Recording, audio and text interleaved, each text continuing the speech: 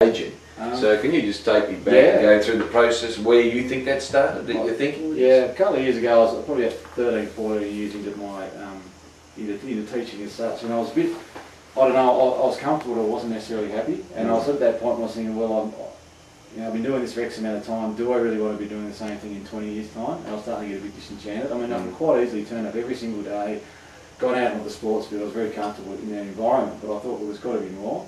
And it happened at the time when we were having a school review. And initially when it got presented, I was thinking, oh, here we go again, another thing that's going to be put in front of us and take up X amount of time, what's going to be the outcome?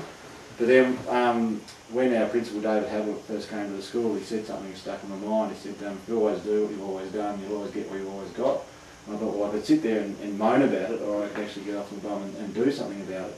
And then when we got the opportunity to do the scorecard, I thought, well, I'll go and see what it's all about. And we had an initial meeting with Michelle, and the first thing she asked me was what I was interested in, which I hadn't really asked a lot. Like, everybody's got ideas, but they're only ever ideas till you start putting them down and doing something about it. And I said, look, I'm really passionate about marine environment. I've grown up around the water, I love interacting with it, and I get frustrated that here we're on 30 acres of waterfront, we've got 700 kids, and we're not doing enough to get into the water. And she said, well, what do you want to do?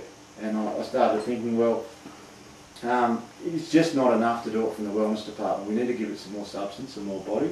And I had a lot of conversations with Rod Mills on staff, who was a similar mindset to myself. Rod was at the other end of his career, and he was thinking about retiring. And but he's got a really wealth of experience about the marine environment around Tassie. And so I said, well, how about we put together this subject? And he was very excited about it, and it was through doing my scorecard that I actually started putting things down on paper. Now, the advantage of that, it made me follow them up.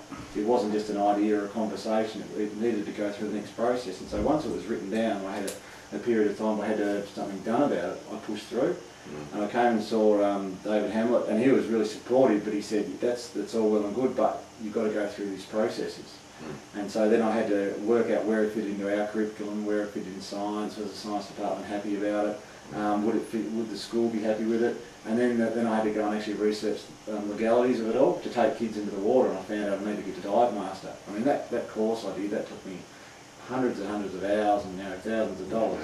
But now I'm on the other side of it. I mean, every day I come to school and I think, well, I've got done going diving with the kids. I mean, how good's that? So it was well worth it. Oh, look, it was sensational, but I think I needed to approach it with a positive mindset, because if I sat back and fobbed it off, I wouldn't have achieved what I have now, and I'd be in the same boat I was 2 years ago. But now I turn up to school and I've got another subject, full-on fitness, where I'm training with the kids every day. I've got exploring the ocean. Next year I'm going to teach them to scuba dive. This next term, scuba dive. Next year I actually get to start doing the surf lifesaving component. And all the kids in the class, so we've got a class of over 50 kids, and you can walk in there and you say, listen in, they're switched on, this is what we're going to do today, bang, they go. I mean, we get people from Taffy come in, we get leading scientists in the world talking about crayfish and octopus. We had one of the Aboriginal elders come in, talking to the kids how to do a beach reading. We have Bureau of Meteorology coming in.